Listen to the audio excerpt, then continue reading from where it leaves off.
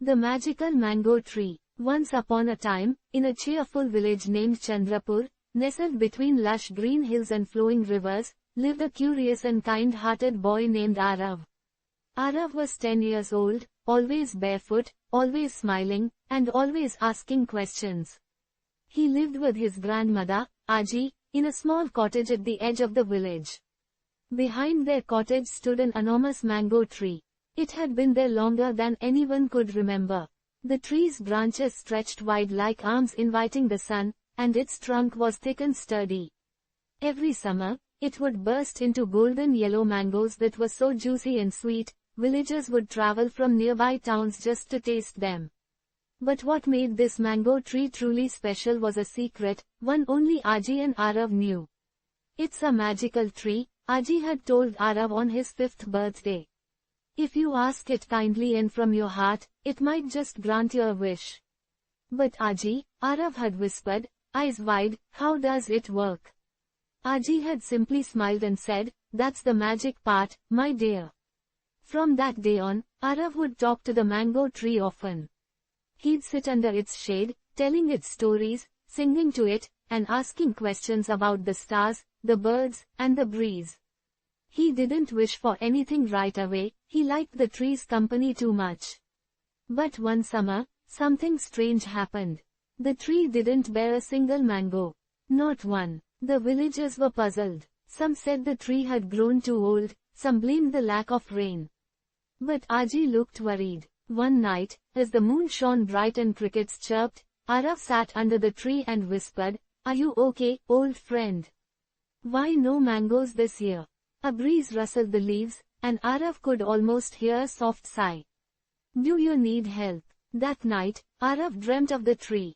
In his dream, the tree spoke with a voice deep and gentle like the earth. A darkness is spreading in the forest beyond the hills. The magic is fading, not just in me, but everywhere.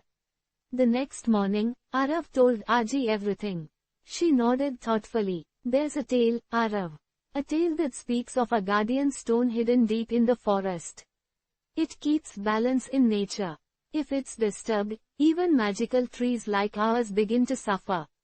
Then I have to find it, Arav said boldly. Aji looked at him carefully. It's a long journey, my dear. And dangerous. But if you truly believe, you must go.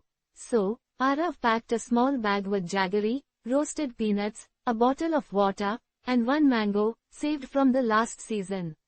He also took a little wooden flute that Aji had given him. Before he left, he placed a hand on the tree and whispered, I'll bring back your magic. Into the forest. The forest beyond the hills was thick and filled with sounds, chirping birds, rustling leaves, distant howls. Arav walked all day, following the path Aji had drawn on a piece of cloth. By evening, he found a stream and rested under a banyan tree. Suddenly, he heard a voice. Excuse me, young traveler, said the voice. Do you happen to have something sweet? Arav turned and gasped. A small monkey, wearing a leaf hat and glasses made of twigs, stood before him. I'm Chekki, said the monkey, forest librarian and snack enthusiast. Arav smiled and handed him a piece of jaggery. Delightful. Chekki grinned. Where are you headed? To find the guardian stone, Arav said. Chekki looked serious. That's no ordinary journey. I'll take you to someone who can help. They traveled together deeper into the forest. Along the way, they crossed a talking waterfall that sang lullabies, and glowing butterflies that lit the path. Soon, they arrived at an enormous burrow. Inside lived a wise old turtle named Tara. Tara moved slowly but spoke with great wisdom. After hearing Arav's story, she nodded gravely. The guardian stone lies in the heart grove, past the Mishti Mas and Echo caves, she said. But beware, the shadow vine has awakened. It feeds on fear and silence. But how do I defeat it? Arav asked. You don't, Tara said gently. You heal it. Arav didn't fully understand, but he thanked Tara and continued his journey, with Chekki tagging along, of course. Through the Mas and the caves. The Mishti Mas was wet, sticky, and filled with strange creatures. But Arav used his flute to play tunes that calmed the frogs and guided them across. At the echo caves, every word they said echoed back louder and more confusing.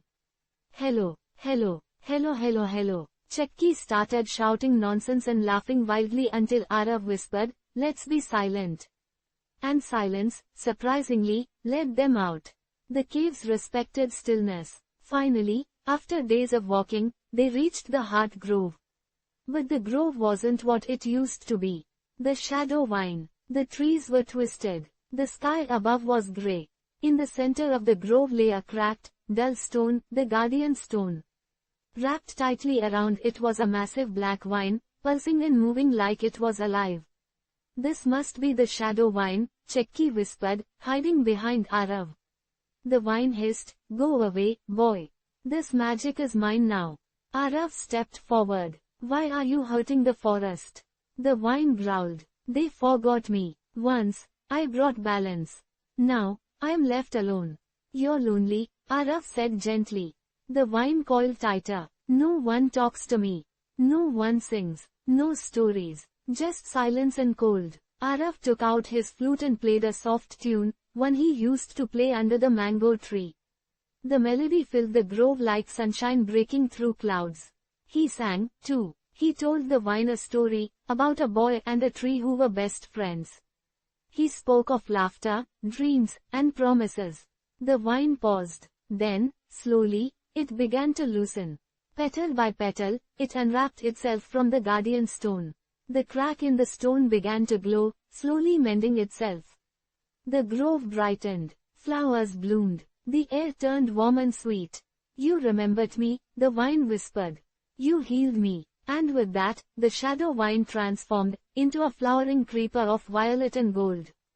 Home again. With Chakki riding on his shoulder, Arav returned to Chandrapur. As he neared his home, he saw something wonderful. The mango tree was bursting with fruit. Aji was waiting outside, smiling as brightly as the sun. "You did it," she said, hugging him tight. "I didn't do it alone," Arav said, smiling at Chakki.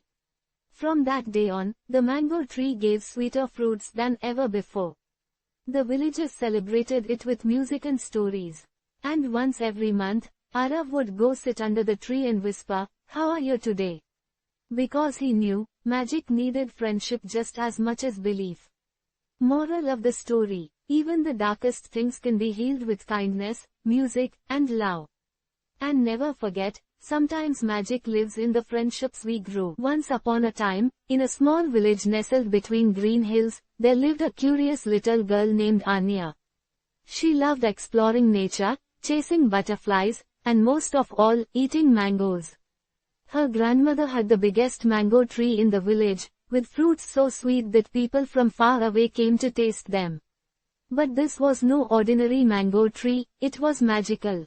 Every night, when the moonlight touched its golden leaves, the tree whispered secrets in a language only a few could understand. Anya had heard the tree hum once, soft and low, like a lullaby on the wind. Grandma always said, the tree sings only for kind hearts. One morning, Anya found a little bird with a hurt wing under the mango tree. It chirped sadly, unable to fly. Gently, Anya scooped it up and made a cozy nest in a basket. She fed it rice grains and spoke to it kindly every day. She named it Tilu. A week later, something magical happened. As Anya sat under the mango tree reading a story to Tilu, a golden mango fell right into her lap, without any window rustling. It glowed faintly. Surprised, she took it to her grandmother. "That," Grandma said with wide eyes, "is a gift from the tree. Only the kindest receive it." Anya was thrilled. But instead of eating it, she ran to her friend Ravi, whose family was very poor and couldn't afford fruit. "Here," Anya said, "this mango is for you." Ravi's eyes sparkled. "Thank you. I've never had a mango like this." That night, the tree sang louder than ever before. Its leaves shimmered, and tiny lights danced around its branches. Anya watched in awe. Suddenly, the tree spoke, not with words, but with a feeling in her heart, "Thank you for sharing kindness." From that day, the magical mango tree grew even more fruit, enough for the entire village. But the real magic was not in the fruit, but in the kindness Anya shared.